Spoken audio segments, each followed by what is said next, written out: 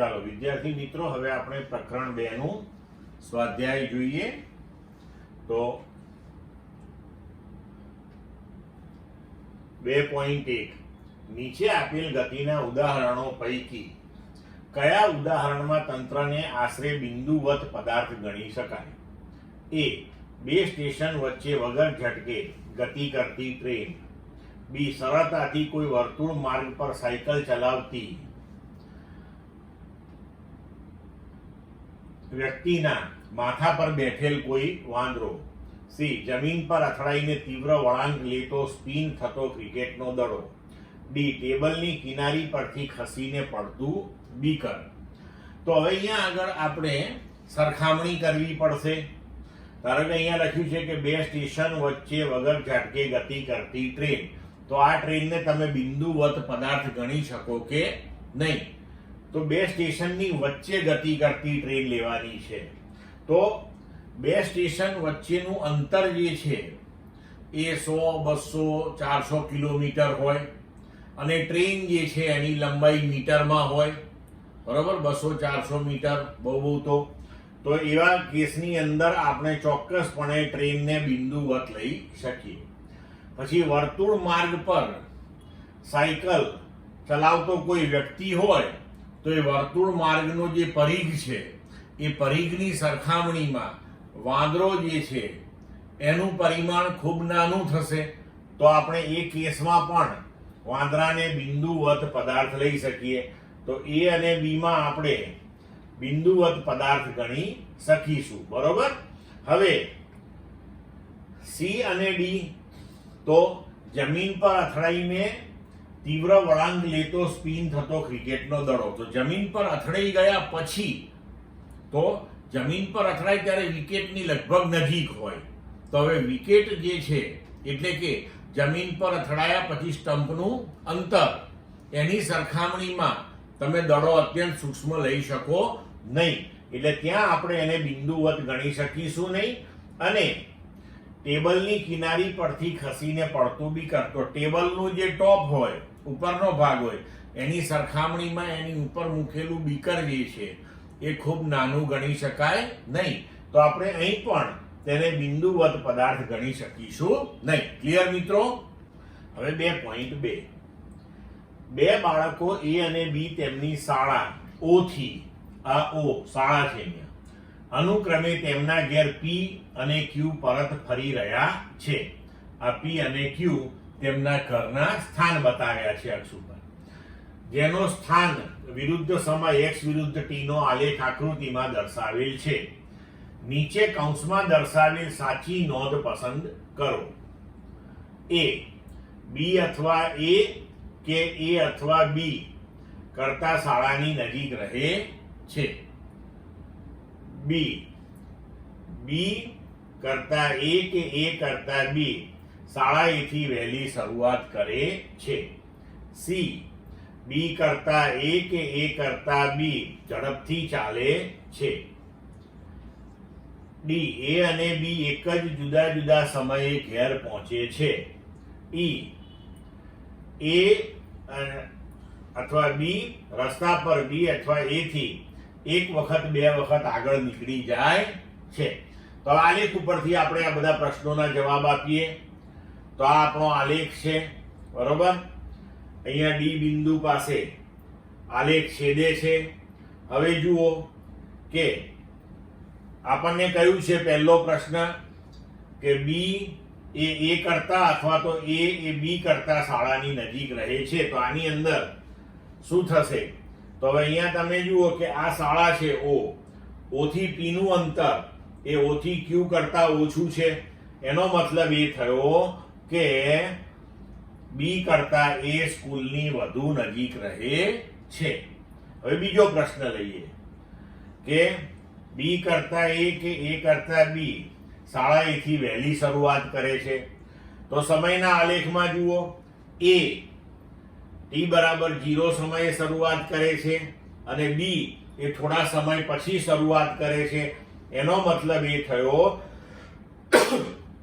કે એ સ્કૂલેથી બી કરતા વહેલો નીકળ્યો છે. હવે ત્રીજો પ્રશ્ન જોઈએ આપણે. બી કરતા એ કે એ કરતા બી ઝડપથી ચાલે છે, તો એક્સ વિરુદ્ધ ટી ના આલેખનો ઢાળ જે છે ઝડપનું મૂલ્ય આપે છે.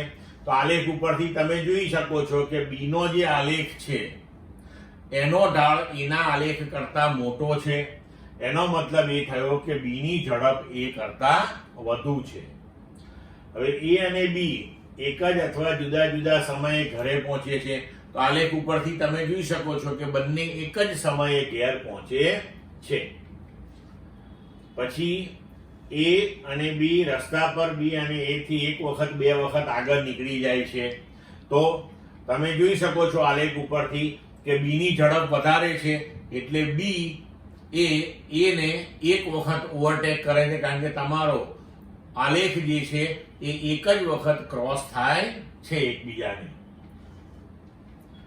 2.3 એક મહિલા સવારે 9 કલાકે પોતાના ઘરેથી 2.5 કિલોમીટર દૂર આવેલા પોતાના કાર્યાલય પર 5 કિલોમીટર પ્રતિ કલાકની ઝડપે સીધી સડક પર ચાલીને જાય છે. ત્યાં તે સાંજે 5 કલાક સુધી રહે છે અને 25 કિલોમીટર પ્રતિ કલાકની ઝડપે ગતિ કરતી ઓટો રિક્ષામાં પોતાના ઘરે પરત ફરે છે. યોગ્ય સ્કેલમાં પસંદ કરીને મહિલાની ગતિ માટે એક્સ વિરુદ્ધ ટી નો આલેખ દોરો. હવે જુઓ કે સ્ત્રીને ઘરેથી ઓફિસ જતા કેટલો સમય લાગશે, તો સમય બરાબર અંતર ભાગ્યા વેગ. હવે 2.5 કિલોમીટર દૂર એનું કાર્યાલય છે, અંતર 2.5 કિલોમીટર અને વેગ એનો 5 કિલોમીટર પ્રતિ કલાક છે. તો સમય લાગશે 2.5 ભાગ્યા 5 એટલે કે અડધો કલાક. એટલે આપણે લખી શકીએ કે T1 બરાબર 30 મિનિટ. હવે આલેખમાં 9 વાગે એ ઘેર છે, તેનું ઘર જે છે એને આપણે x બરાબર 0 લઈએ અને 9:30 એ એની ઓફિસે પહોંચી ગઈ છે. ઓફિસ 2.5 કિલોમીટર દૂર છે. તો હવે આપણે આલેખની અંદર આ સ્થાન તમે જુઓ કે આ બી થી શરૂ કરી અને આ એ 0 થી શરૂ કરીને 2.5 કિલોમીટર અને અહીંયા 30 મિનિટની અંદર એને આ અંતર કાપ્યું છે. બરોબર. હવે આપણે આગળ જોઈએ કે તે 9:30 થી 5 વાગ્યા સુધી ઓફિસમાં રહે છે. તો આ સમયગાળા દરમિયાન એ ઓફિસમાં ને ઓફિસમાં જ છે, એટલે કે ઘરથી 2.5 કિલોમીટર જ છે. તો 10 વાગે, 11 વાગે, 12 વાગે, 1 વાગે, 2 વાગે, 3 વાગે ને 4 વાગે અને 5 વાગે. તો ઓફિસમાં ને ઓફિસમાં છે એટલે આપણો આલેખ આ એ થી બી સુધીનો થશે. હવે 5 વાગ્યા પછી એ ઓફિસથી નીકળે છે અને 25 કિલોમીટર પ્રતિ કલાકની ઝડપથી ઓટો રિક્ષામાં ઘેર જાય છે. તો હવે તમે જુઓ કે પાછા ફરતી વખતે 25 કિલોમીટર પ્રતિ કલાકની ઝડપ છે, તો સમય કેટલો લાગશે, તો કે 2.5 કિલોમીટર અંતર કાપવાનું છે, વેગ 25 કિલોમીટર પ્રતિ કલાક, તો 1/10 કલાક. બરોબર. એનો મતલબ કે 6 મિનિટનો સમય લાગશે. તો 5 વાગે ને 6 મિનિટે એના ઘેર પહોંચી જશે. બરોબર. તો અહીંયા ઓફિસેથી એ 5 વાગે નીકળે તો 5 વાગે ને 6 મિનિટે એટલે કે આપણો આ ભાગ જે છે આલેખનો બી થી સી સુધી એ એની પાછા ફરવાની આખી જે જર્ની છે એ બતાવે છે. તો ક્લિયર મિત્રો, આ થઈ ગયો આખો આલેખ તેની મુસાફરી માટેનો. 2.4 એક દારૂડિયો એક સાંકડી ગલીમાં 5 પગલા આગળ ભરે છે અને 3 પગલા પાછળ ભરે છે. ત્યારબાદ ફરીથી 5 પગલા આગળ ભરે છે અને 3 પગલા પાછળ ભરે છે. આ રીતે તે ચાલતો રહે છે. તેનું દરેક પગલું 1 મીટર લંબાઈનું અને તે માટે 1 સેકન્ડ જેટલો સમય લે છે. તો તેની આ ગતિ માટે એક્સ વિરુદ્ધ ટી નો આલેખ દોરો. આલેખીય રીતે કે અન્ય કોઈ રીતે નક્કી કરો કે તેની ગતિનો પ્રારંભ બિંદુથી 13 મીટર દૂર આવેલા ખાડામાં તે કેટલા સમય બાદ પડશે. ચાલો હવે ગણતરી કરીએ આપણે કે પ્રત્યેક ડગલામાં કપાતું અંતર તમને 1 મીટર આપ્યું છે. અને પ્રત્યેક ડગલા માટેનો સમય જે છે એ 1 સેકન્ડ છે. તો હવે જુઓ, t બરાબર 0 સેકન્ડે એણે શરૂઆત કરી. એ વખતનું સ્થાન એનું આપણે x બરાબર 0 મીટર લઈએ. હવે એ 5 ડગલા આગળ ભરે છે. એનો મતલબ કે એ 5 મીટર આગળ ગયો. દરેક ડગલું ભરતા 1 સેકન્ડ લાગે છે. તો 5 સેકન્ડે એ 5 મીટરે હશે. પણ હવે શું કરે છે કે 5 ડગલા આગળ ભરે છે અને પછી લથડિયા ખાતો ખાતો 3 ડગલા પાછો આવે છે. તો 5 માંથી 3 બાદ કરીએ તો હવે 2 મીટર ઉપર આવ્યો, પણ સમય તો આગળ જ ચાલવાનો છે. એટલે 3 ડગલા એને ભર્યા તો બીજી 3 સેકન્ડ થઈ, એટલે કે હવે કુલ સમય થયો 8 સેકન્ડ. ફરી પાછો 5 ડગલા આગળ વધે તો 2 + 5 એટલે કે 7 મીટરે એ પહોંચ્યો. ફરી 5 સેકન્ડ વધી એટલે 8 + 5 એટલે કે 13 સેકન્ડ થઈ કુલ. ફરી પાછો 3 ડગલા પાછો આવ્યો તો 7 માંથી 3 જાય તો 4 મીટરે એ પહોંચી ગયો. ફરી પાછી 3 સેકન્ડ તો આગળ જ વધી એટલે કે 16 સેકન્ડે એ 4 મીટરે હશે. ફરી પાછો એ 5 ડગલા આગળ ભરે તો એ 9 મીટરે પહોંચ્યો. 5 સેકન્ડ વધી ગઈ તો 21 સેકન્ડ એટલે કે 21 સેકન્ડે 9 મીટરે હશે. ફરી પાછો 3 ડગલા પાછો આવે તો 9 માંથી 3 બાદ કરીએ તો 6 મીટરે. 3 સેકન્ડ વધી તો 21 ને 3 24. પાછો 5 ડગલા આગળ ગયો એટલે 6 ને 5 11.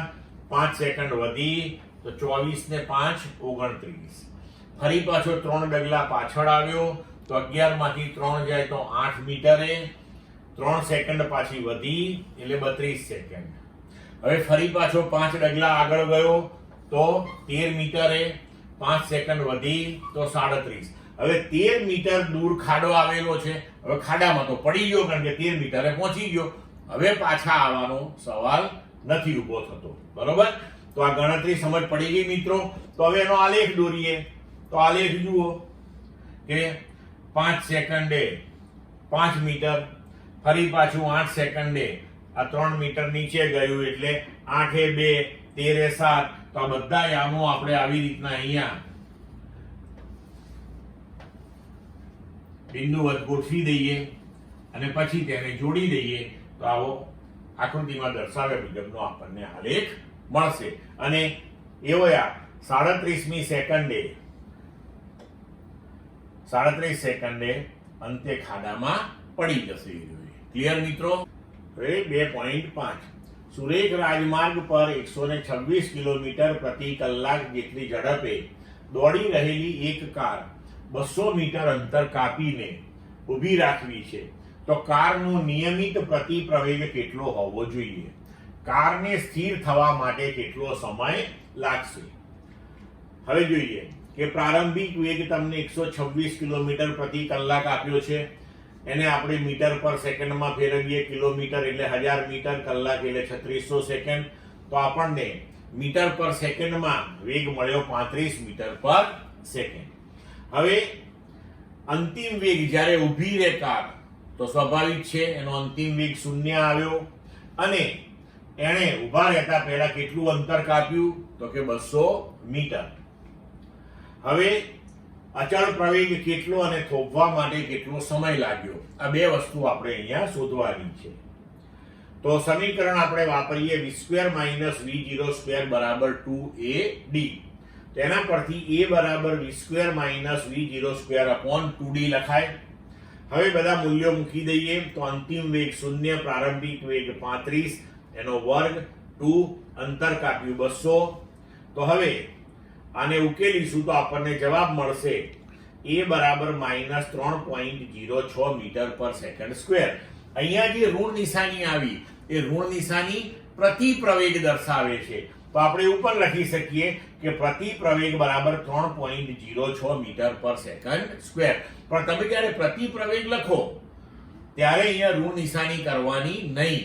હવે જુઓ, સમય શોધવાનો છે તો આપણે સમીકરણ વાપરી શકીએ v બરાબર v0 + at, કારણ કે એ તો મળી ગયો હવે આપણને. હવે અંતિમ વેગ v0 v0 વત્તા a નું મૂલ્ય -3.06 ઇન્ટુ t. હવે આમાં આપણે t ને સમીકરણનો કર્તા બનાવીએ અને ઉકેલ મેળવીએ તો સમય મળશે આપણને 11.44 સેકન્ડ. ક્લિયર મિત્રો? 2.6 કોઈ એક ખેલાડી 29.4 મીટર પર સેકન્ડની પ્રારંભિક ઝડપથી એક દડાને ઉર્ધ્વ દિશામાં ફેંકે છે. એ દડાની ઉર્ધ્વ દિશાની ગતિ દરમિયાન પ્રવેગની દિશા કઈ હશે? બી તેની ગતિના મહત્તમ ઊંચાઈવાળા બિંદુએ દડાનો વેગ અને પ્રવેગ કેટલા હશે? સી દડાની મહત્તમ ઊંચાઈવાળા બિંદુએ સ્થાન x બરાબર 0 મીટર અને t બરાબર 0 સેકન્ડ તથા શિરોલંબ નીચે તરફની દિશાને x અક્ષની ધન દિશા તરીકે પસંદ કરો. આ પસંદગીના સંદર્ભે દડાની ઉર્ધ્વ દિશાની ગતિ અને અધો દિશાની ગતિ માટેના સ્થાન, વેગ અને પ્રવેગના ચિહ્નો દર્શાવો. દડો કેટલી મહત્તમ ઊંચાઈએ પહોંચશે અને કેટલા સમય બાદ ખેલાડીના હાથમાં પાછો આવશે? જી 9.8 મીટર પર સેકન્ડ સ્ક્વેર અને વાયુનો અવરોધ અવગણવાનો છે આપણે. ચાલો હવે આનો ઉકેલ મેળવીએ. તો પદાર્થને તમે જ્યારે ફેંકો ત્યારે ગુરુત્વાકર્ષી ક્ષેત્રની અંદર ગુરુત્વાકર્ષણ બળની અસર હેઠળ ગતિ કરે. તો કોઈ પણ પદાર્થ જ્યારે ગુરુત્વાકર્ષી ક્ષેત્રમાં ગુરુત્વાકર્ષી બળની અસર હેઠળ હોય ત્યારે તેનો પ્રવેગ એ હંમેશા ગુરુત્વ પ્રવેગ હોય અને એ હંમેશા અધો દિશામાં પૃથ્વીના કેન્દ્ર તરફ જ હોય. બરાબર? એટલે એ જે છે એમાં આપણે લખી શકીએ કે પ્રવેગની દિશા એ અધો દિશામાં હશે. હવે તેની ગતિના મહત્તમ ઊંચાઈવાળા બિંદુએ, તો જ્યારે મહત્તમ ઊંચાઈએ પહોંચે ત્યારે તેનો વેગ 0 થાય અને પ્રવેગ, તો પ્રવેગ તો ગુરુત્વ પ્રવેગ જ રહેવાનો છે. એટલે વેગ 0 અને ગુરુત્વ પ્રવેગ g જેટલો પ્રવેગ અધો દિશામાં મળશે આપણને. હવે આપણે મહત્તમ ઊંચાઈવાળા સ્થાનને x બરાબર 0 અને એને t બરાબર 0 સેકન્ડ લેવાનું અને શિરોલંબ નીચે તરફની દિશાને આપણે x અક્ષની ધન દિશા ગણવાની છે. એ ગણીને આપણે સ્થાન, વેગ અને પ્રવેગના ચિહ્નો લખીએ તો ઉર્ધ્વ દિશામાં પ્રક્ષિપ્ત સ્થાનની સંખ્યા ધન આવશે, ઋણ વેગથી સંજ્ઞા ઋણ આવશે તથા પ્રવેગની સંખ્યા શું થઈ જશે? ધન. કારણ કે તમે નીચેથી ઉપર ફેંકો તો x બરાબર 0 ઉપર છે અને નીચે તરફ ધન, એટલે કે 1 2 3 4 બધું ધન હોય તો તમે 10 થી ફેંક્યો અને 5 પહોંચ્યો તો એ ધન 5 જ હશે. એટલે સ્થાન ધન આવશે પણ વેગની દિશા જે છે એ ઉપર તરફની છે. તો ઉપર તરફની દિશાને આપણે ઋણ ગણવાના છીએ અને પ્રવેગ તો ગુરુત્વ પ્રવેગ એ અધો દિશામાં છે અને એ દિશાને આપણે ધન ગણી છે. એટલે પ્રવેગ જે છે એની સંજ્ઞા ધન થશે. હવે અધો દિશાની ગતિ માટે સ્થાનની સંજ્ઞા ધન, વેગની સંજ્ઞા પણ ધન અને પ્રવેગની સંજ્ઞા પણ ધન થશે. બરોબર છે? હવે ડી, તો આપણે એને મહત્તમ ઊંચાઈએ કેટલો પહોંચશે અને પાછો વ્યક્તિના હાથમાં કેટલા સમય બાદ આવશે એ જોવાનું છે. તો ધારો કે પદાર્થને મહત્તમ ઊંચાઈએ પહોંચતા લાગતો સમય t છે અને પદાર્થને પ્રાપ્ત કરેલી મહત્તમ ઊંચાઈ h છે. તો પ્રારંભિક વેગ v0 બરાબર 29.4 મીટર પર સેકન્ડ એ ઉર્ધ્વ દિશામાં, એટલે આપણે માઇનસ લીધો, એ આપણે ધન લીધો કારણ કે અધો દિશાને આપણે ધન ગણી, અંતિમ વેગ 0 થઈ જશે. તો પ્રાપ્ત કરેલી મહત્તમ ઊંચાઈ v² v0² બરાબર 2ad સમીકરણ પરથી આપણે લખી શકીએ કે 0 માઇનસ 29.4 એનો વર્ગ બરાબર 2 ગુણ્યા 9.8 ગુણ્યા h, તો h આપણને મળી -44.1 મીટર. હવે v બરાબર v0 વત્તા at પરથી આપણે લઈએ સમય, તો 0 બરાબર -29.4 વત્તા 9.8, તો t અહીંયા 9.8 t. t ને સૂત્રનો કરતા બનાવી દઈએ તો સમય આપણને મળશે 3 સેકન્ડ. હવે 3 સેકન્ડ જો ઉપર જતા લાગે તો તો 3 સેકન્ડ પાછી નીચે આવતા લાગે. તો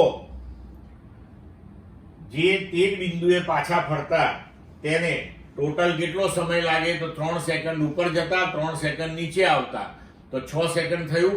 મતલબ કે 6 સેકન્ડના અંતે તે ખેલાડીના હાથમાં પાછો આવશે. ક્લિયર મિત્રો? હવે સ્વાધ્યાય 2.7 નીચે આપેલ કથનોને ધ્યાનપૂર્વક વાંચી ઉદાહરણ અને કારણ સહિત તે સાચા છે કે ખોટા તે દર્શાવો. કણની એક પારિમાણિક ગતિમાં કોઈ એક ક્ષણે તેની ઝડપ શૂન્ય હોવા છતાં તેનો પ્રવેગ અશૂન્ય હોઈ શકે છે. સાચું છે. તો આપણે જો પદાર્થને ઉર્ધ્વ દિશામાં ફેંકીએ તો મહત્તમ ઊંચાઈએ જ્યારે પહોંચે ત્યારે તેનો વેગ શૂન્ય થાય, પણ તેનો પ્રવેગ તો ગુરુત્વ પ્રવેગ જેટલો હોય જ. બી, ઝડપ શૂન્ય હોવા છતાં તેનો વેગ અશૂન્ય હોઈ શકે. ના, ખોટું છે. એ શક્ય જ નથી, કારણ કે ઝડપ એ વેગનું મૂલ્ય દર્શાવે છે. તો ઝડપ શૂન્ય હોય તો વેગનું મૂલ્ય શૂન્ય થાય, તો વેગ શૂન્ય જ થાય. સી, ઝડપ અચળ હોય તો પ્રવેગ હંમેશા શૂન્ય હોય. સાચું છે, કારણ કે સુરેખ માર્ગે આપણે એક પારિમાણિક ગતિ લીધી છે. તો જો ઝડપ અચળ હોય તો પછી ઝડપની અંદર ફેરફાર એટલે કે વેગનો ફેરફાર શૂન્ય આવે, તો પછી પ્રવેગ હંમેશા શૂન્ય જ મળે. હવે પ્રવેગના ધન મૂલ્ય માટે ગતિ હંમેશા વધતી હોય છે, તો એ ખોટું છે. જો ધન દિશામાં જતા હોય, બરોબર, તો વેગનું મૂલ્ય વધતું જાય તો પ્રવેગ ધન આવે, બરોબર. પણ ઋણ દિશાની અંદર આપણે જોઈએ તો જો ઋણ દિશાની અંદર વેગ વધતો જાય તો ધારો કે -10 મીટર પર સેકન્ડનો અંતિમ વેગ છે અને પ્રારંભિક વેગ -5 મીટર પર સેકન્ડ છે. તો -10 -5 કરો તો વેગનો ફેરફાર આવ્યો -5 નો. તો એ વખતે પણ પાછો પ્રવેગ આપણને ઋણ મળ્યો, બરોબર છે. તો એ વખતે બી વેગ તો વધતો હતો, પણ ધારો કે ઋણ દિશાની અંદર આવી જ રીતના આપણે વિચારીએ કે એનો વેગ ઘટતો જાય, તો ઋણ દિશામાં વેગ ઘટે તો પ્રારંભિક વેગ ધારો કે મોટો છે અને પછી અંતિમ વેગ નાનો છે, તો પછી અહીંયા પરિસ્થિતિ એ આવશે કે અંતિમ માઇનસ તમે પ્રારંભિક કરશો તો ફેરફાર ધન આવશે, તો પાછો પ્રવેગ ધન મળશે. તો પ્રવેગ ધન આવ્યો તો એ વેગ ઘટતો આવ્યો, કારણ કે દિશા ઋણ હતી. એટલે પ્રવેગના ધન મૂલ્ય માટે ગતિ વધતી જ હોય હંમેશા એવું જરૂરી નથી, એટલે એ ખોટું છે. ચાલો હવે જોઈએ સ્વાધ્યાય 2.8 કોઈ એક દડાને 90 મીટરની ઊંચાઈ પરથી ફર્શ પર પડતો મૂકવામાં આવે છે. ફર્શ સાથેના પ્રત્યેક સંઘાત દરમિયાન દડો તેની મૂળ ઝડપના 10મા ભાગ જેટલી ઝડપ ગુમાવે છે. દડાની આ ગતિ માટે t બરાબર 0 થી t બરાબર 12 સેકન્ડ માટે ઝડપ સમયનો આલેખ દોરો. હવે જુઓ કે 90 મીટરની ઊંચાઈએથી આપણે એને પડતો મૂકીએ છીએ, એટલે પ્રારંભિક ઝડપ 0, h 90 મીટર, પ્રત્યેક અથડામણમાં ગુમાવેલી ઝડપ. તો અહીંયા આપણને કહ્યું છે કે મૂળ ઝડપના 10મા ભાગ જેટલી ઝડપ ગુમાવે છે. તો 1 ગુણ્યા જમીન પર અથડાતી વખતે પ્રાપ્ત કરેલી ઝડપ. હવે દડો જમીન પર અથડાય ત્યારે ધારો કે તેનો વેગ v1 હોય. આ પહેલી વખતની આપણે વાત કરીએ, જેવો છોડ્યો પછી જમીન પર અથડાય એ વખતે વેગ v1 છે. તો v1 square minus v0 square બરાબર 2gh સૂત્ર વાપરીએ. પ્રારંભિક વેગ 0, v1 સ્ક્વેર 2g 9.8 અને h 90. તો આપણે અહીંયા v1 ની ગણતરી કરીશું તો v1 આપણને મળશે 42 મીટર પર સેકન્ડ. હવે એને જમીન પર પહોંચતા લાગતો સમય આપણે ગણીએ, કારણ કે આપણે 12 સેકન્ડ સુધી આ બધી પ્રક્રિયાઓ સમજવાની છે. તો d બરાબર v0t વત્તા હાફ gt સ્ક્વેર પરથી આપણે h બરાબર half g t1 square, t1 ને સૂત્રનો કરતા બનાવીએ, √2h/g કિંમતો મૂકી અને સમય ગણીએ તો સમય થયો 4.28 સેકન્ડ. એટલે આપણે દડાને 90 મીટરેથી છૂટો મૂકી દીધો. એ જમીન પર અથડાયો ત્યારે તેનો વેગ 42 મીટર પર સેકન્ડ થયો અને એ જમીન પર 4.28 સેકન્ડે અથડાયો. હવે જમીન સાથે પ્રથમવાર અથડામણ અનુભવી ને એ પાછો ઉછળે એ વખતનો વેગ આપણે v2 લઈએ તો v2 કેટલો હોય તો કે અથડામણ વખતનો જે વેગ છે એના 10મા ભાગનો વેગ ઓછો થઈ જાય છે. તો v2 બરાબર v1 માઇનસ 10% ઓફ v1. તો v1 42 હતો, એનો 10મો ભાગ અથવા તો 10% એટલે 4.2 એટલે 37.8 મીટર પર સેકન્ડ. એટલે હવે દડો જમીન પરથી 37.8 મીટર પર સેકન્ડની ઝડપથી પાછો ઉપર જશે. હવે પ્રથમ અથડામણ અનુભવીને પાછો ફરતો દડો જે છે એ ધારો કે h1 જેટલી ઊંચાઈ પ્રાપ્ત કરે છે તો h1 બરાબર v2 સ્ક્વેર બાય 2g. તો કિંમતો મૂકી દઈએ આપણે તો 72.9 મીટર ઊંચો જશે. હવે 72.9 મીટરથી પાછો નીચે પડશે. તો હવે દડો ફરી પાછો જમીન પર અથડાય ત્યારે તેનો વેગ v3 હોય, એનું સ્થાનાંતર થવાનું શૂન્ય જમીન પર અથડાશે એટલે તો v3 square minus v2 square બરાબર 2gh, h0 થશે. તો જે વેગથી એ અથડાઈને પાછો આવ્યો હતો એ જ વેગથી ફરી પાછો એ નીચે અથડાશે 37.8 મીટર પર સેકન્ડ. હવે નીચેથી ઉપર જતા એને જે સમય લાગ્યો અથવા તો બે ક્રમિક અથડામણ વચ્ચેનો કુલ સમય આપણે લઈ લઈએ તો 0 બરાબર v2 t2 વત્તા half minus g t2 square. અહીંયા નીચે અથડાયો એટલે આપણે h0 લીધું તો નીચેથી ઉપર ગયો અને ઉપરથી પાછો નીચે આવ્યો તો ક્રમિક અથડામણ વચ્ચેનો કુલ સમય આપણે t2 તરીકે લીધો તો 0 એની પ્રારંભિક ઝડપ હતી 37.8 t2 માઇનસ 9.8 ભાગ્યા 2 t2 સ્ક્વેર. જો આને આપણે ઉકેલીએ તો આપણને t2 મળશે 7.714 સેકન્ડ. હવે t1 વત્તા t2 સમય લઈ લઈએ તો એ લગભગ આપણે 12 સેકન્ડ આવી ગયું. તો આપણે 12 સેકન્ડ સુધીનો જ આલેખ તૈયાર કરવાની વાત હતી. તો હવે આલેખ આવો થશે કે t બરાબર 0 સમયે આપણે એને છોડી દીધો, બરોબર છે. તો એ જ્યારે નીચે અથડાયો ત્યારે તેનો વેગ 42 મીટર પર સેકન્ડ હતો. જેવો અથડાયો એવો તરત જ એનો વેગ 4.2 એટલે કે એના 10% ઘટી ગયો. એટલે આલેખ આપણે આવો નીચે લઈ ગયા. એ વખતે 4.3 સેકન્ડ પસાર થઈ ચૂકી હતી. હવે 37.8 મીટર પર સેકન્ડ થી એ પાછો ઉપરની તરફ ગયો.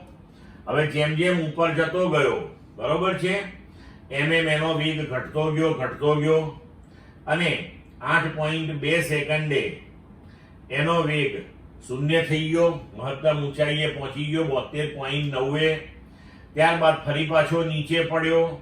તો ફરી પાછો નીચે પડ્યો અને જેમ જેમ ઉપર ગયો, બરોબર છે, એમ ફરી પાછો આપણે આલેખ તૈયાર કર્યો. તો આ એની અપવર્ડ મોશન શૂન્ય થઈ ગયો. હવે પાછી ડાઉનવર્ડ મોશન, બરોબર છે.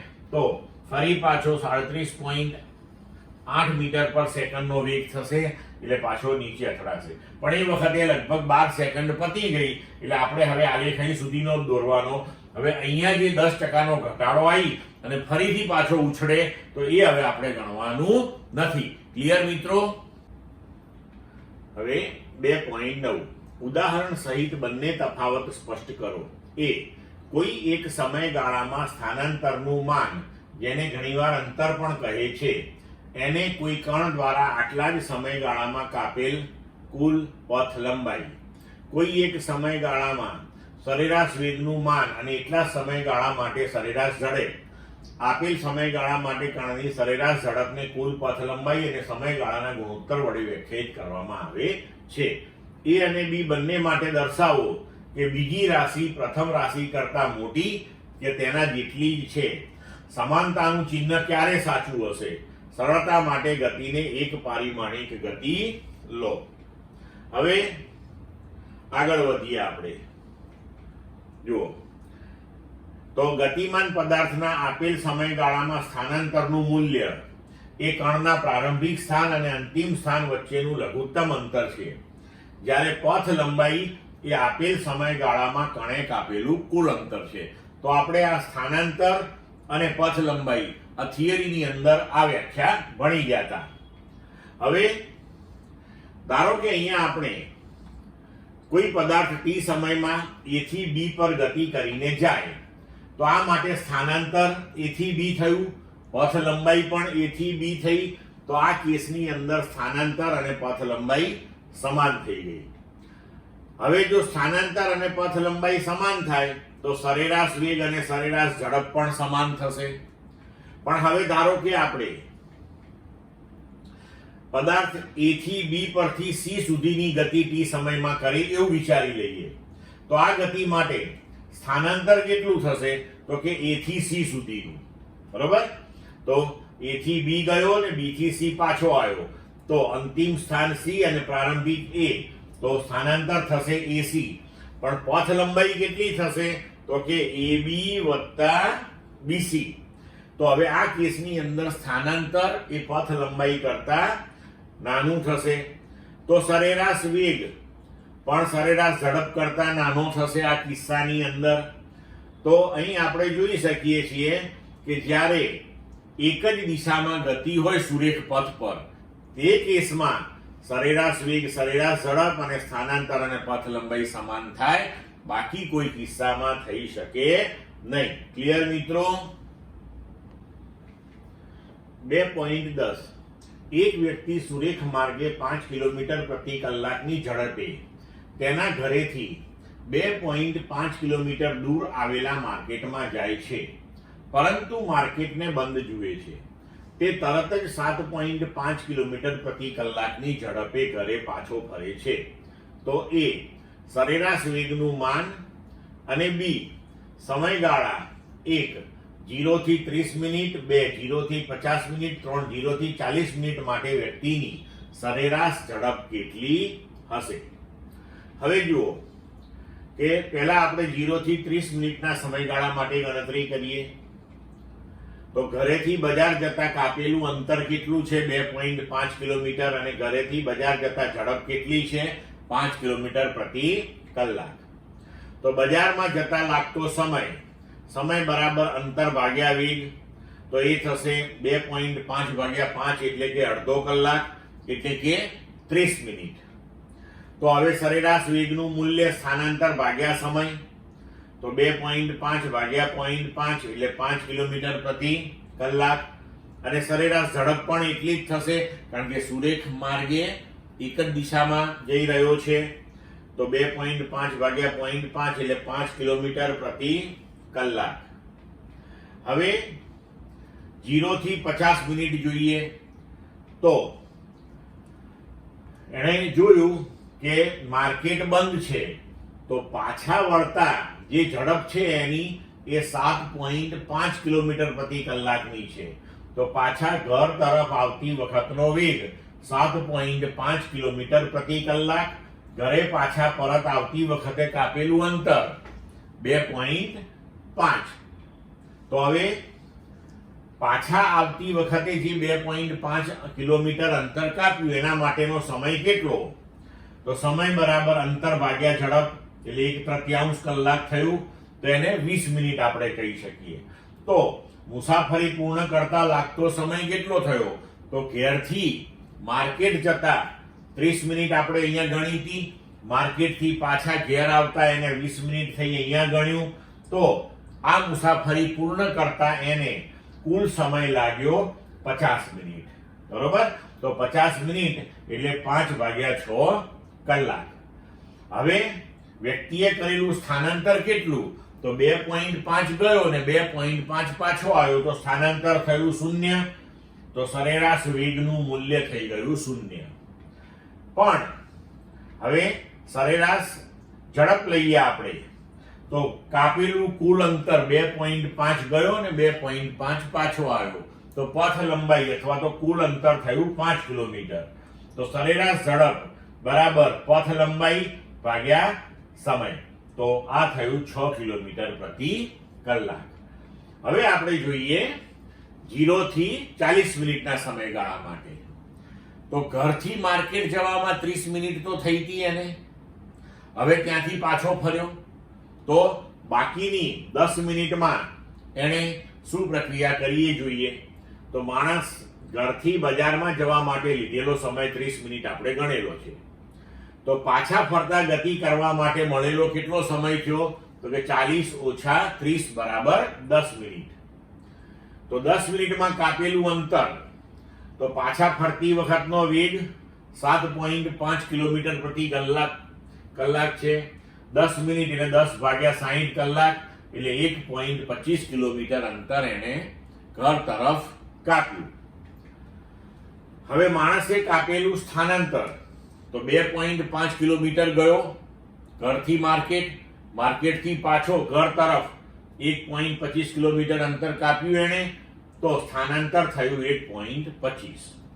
તો સરેરાશ વેગ થયો 1.25 ભાગ્યા 2/3 બરાબર 1.875 કિલોમીટર પ્રતિ કલાક. કારણ કે કુલ સમય આપણે 40 મિનિટ એટલે 2/3 કલાક.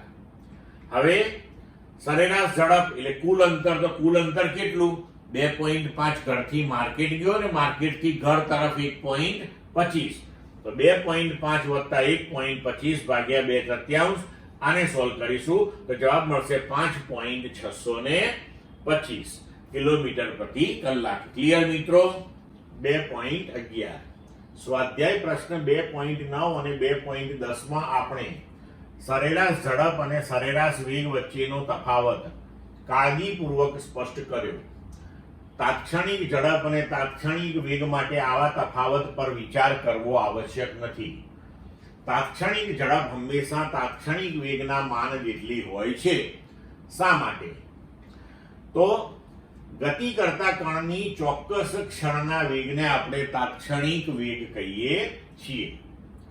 હવે અહીં કિસ્સામાં જો સમયગાળો નાનો લઈએ તો કોઈ ચોક્કસ ક્ષણે સ્થાનાંતરનું મૂલ્ય કણની પથ લંબાઈ જેટલું જ થતું હોય છે અને તેથી તાત્ક્ષણિક વેગ અને તાત્ક્ષણિક ઝડપ સમાન બને અને તેની વચ્ચેનો કોઈ તફાવત રહેતો નથી. ક્લિયર મિત્રો?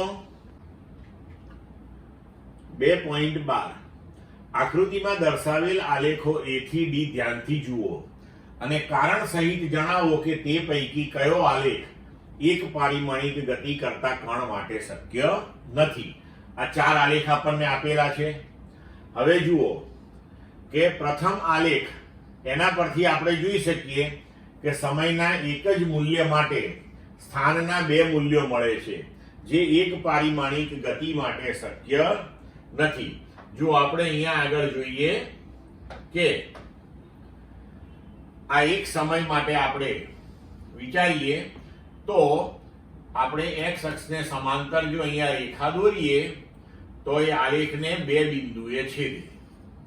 હવે આ 2 બિંદુથી આપણે x અક્ષ ઉપર લંબ દોરીએ તો તમે જુઓ કે આ સમયે તમને આ 2 સ્થાન મળ્યા.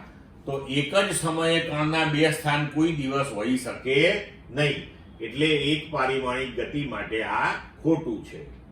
હવે બીજું કે બીજો આલેખ વેગ વિરુદ્ધ સમયનો છે.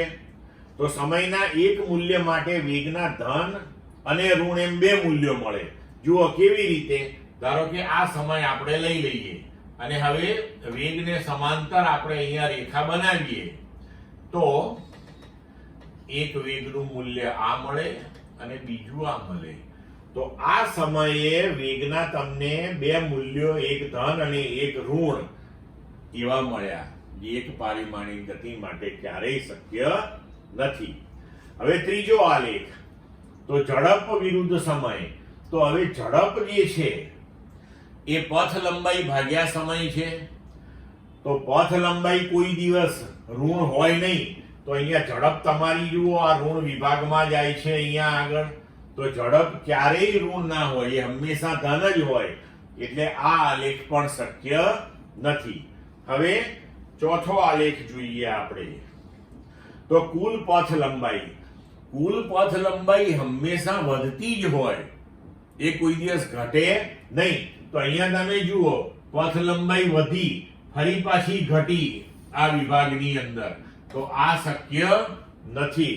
તો ગતિ કરતા કણ માટે કદી પણ સમયના વધવા સાથે પથ લંબાઈ ઘટે નહીં.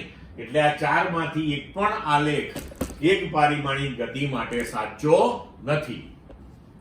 શું થયું? ચલો હવે જોઈએ સ્વાધ્યાય 2.13. આકૃતિમાં કણની એક પારિમાણિક ગતિ માટે x વિરુદ્ધ t આલેખ દર્શાવેલ છે. આલેખ પરથી એમ કહેવું સાચું છે કે t 0 માટે કણ સુરેખ માર્ગે અને t 0 માટે પરવલય માર્ગે ગતિ કરે છે. જો ના, તો આ આલેખ માટે યોગ્ય ભૌતિક સંદર્ભનો અભિપ્રાય આપો. તો આપણે આવું કહી શકીએ નહીં કે એમ કહેવું સાચું નથી કે t 0 માટે કણ સુરેખ પથ પર ગતિ કરે છે અને t 0 માટે કણ પરવલય આકારના પથ પર ગતિ કરે છે. એવું ના કહી શકાય. કેમ? કારણ કે x વિરુદ્ધ t નો જે આલેખ છે એ કણનો માર્ગ દર્શાવતો નથી. આલેખ ઉપરથી આપણે જોઈ શકીએ છીએ, જુઓ કે t<0 માટે કણનું સ્થાન બદલાતું નથી, x બરાબર 0 જ રહે છે. એનો મતલબ કે t બરાબર 0 સમયથી ઓછા સમય એટલે કે એની પહેલાના સમય સુધી કણ સ્થિર છે એવું કહી શકાય. અને પછી સમયની સાથે એનું સ્થાનાંતર ખૂબ ઝડપથી વધી રહ્યું છે. તો આ કિસ્સો કેવો હોઈ શકે કે જો ટાવરની ટોચ ઉપર આપણે કોઈ પદાર્થ રાખેલો હોય તો t બરાબર 0 એ એનું સ્થાન 0, x બરાબર 0 લઈ લઈએ, આપણે સંદર્ભ સ્થાન x લઈએ. હવે જો એને છોડી મૂકીએ તો દરેક સેકન્ડે તેના સ્થાનાંતરની અંદર વધારો મોટો ને મોટો થતો જશે. તો એ આલેખ આ પ્રકારનો હોઈ શકે છે. ક્લિયર મિત્રો?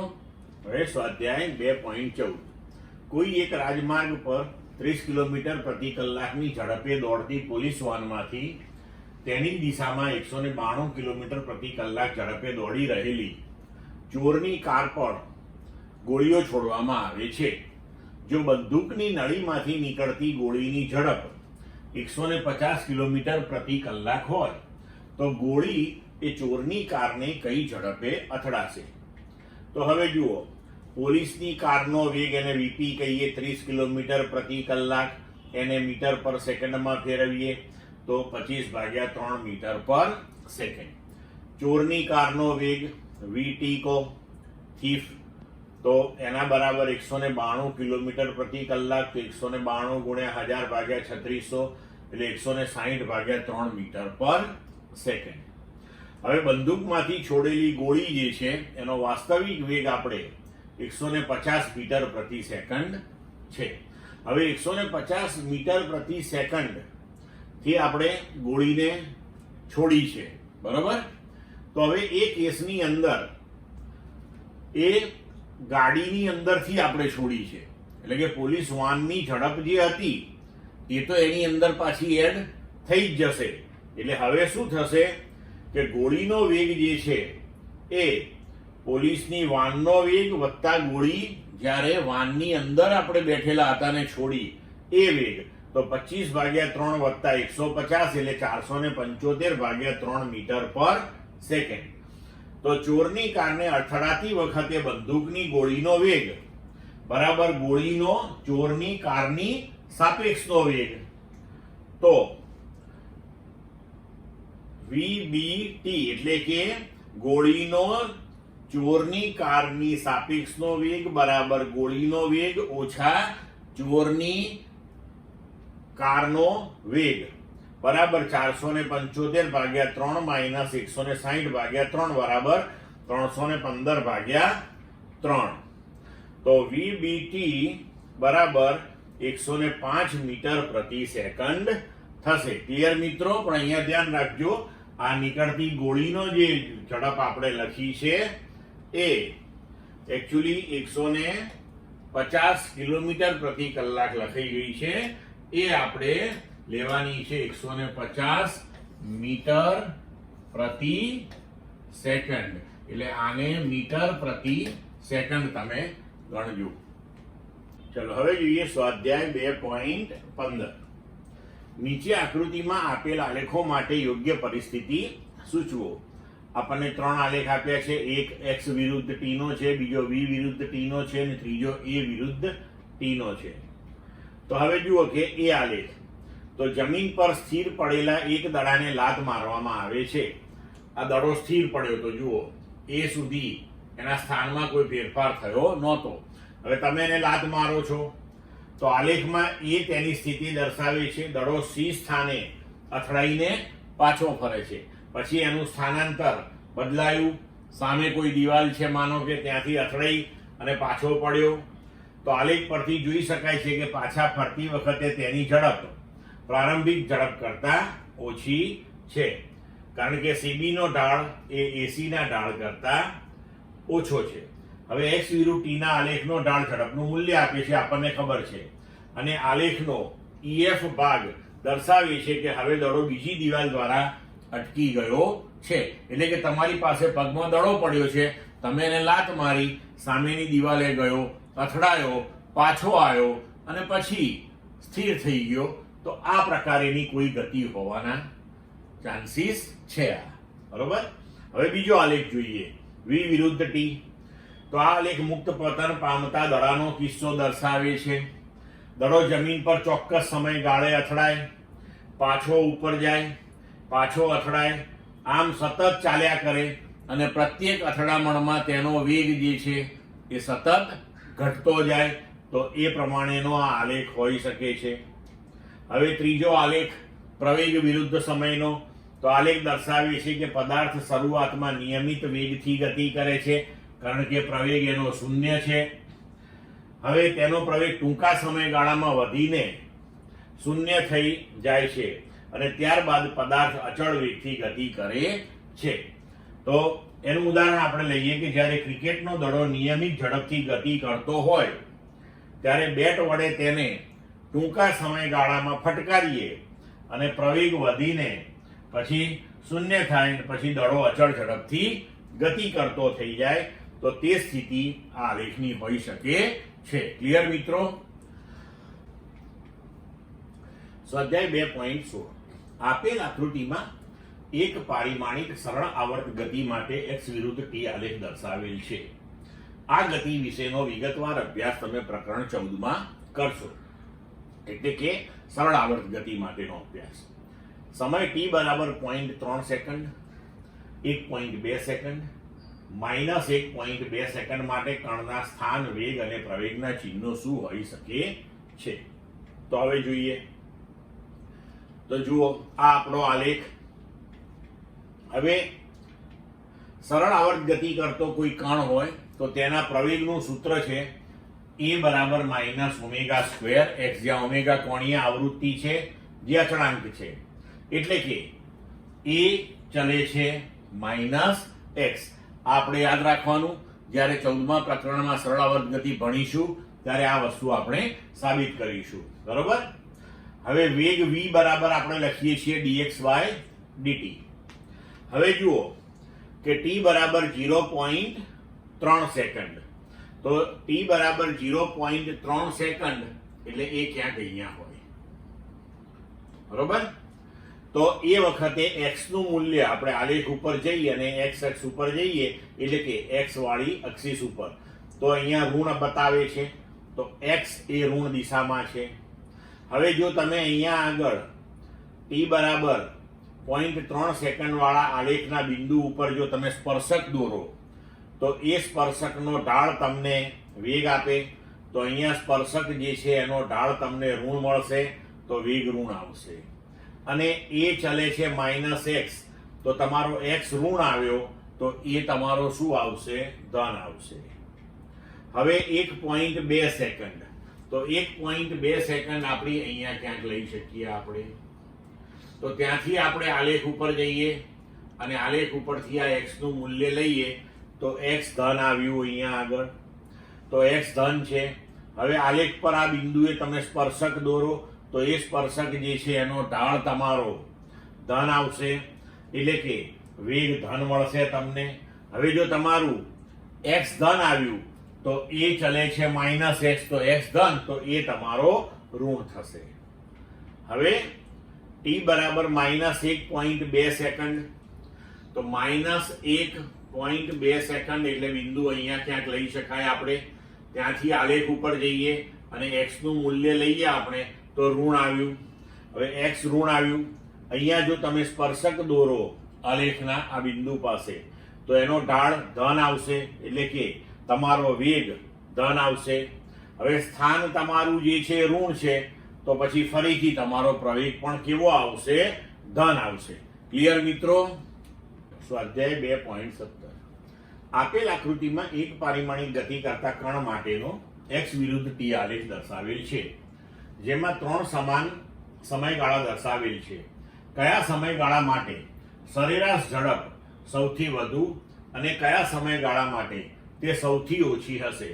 દરેક સમયગાળાને અનુરૂપ સરેરાશ વેગના ચિહ્નો આપો.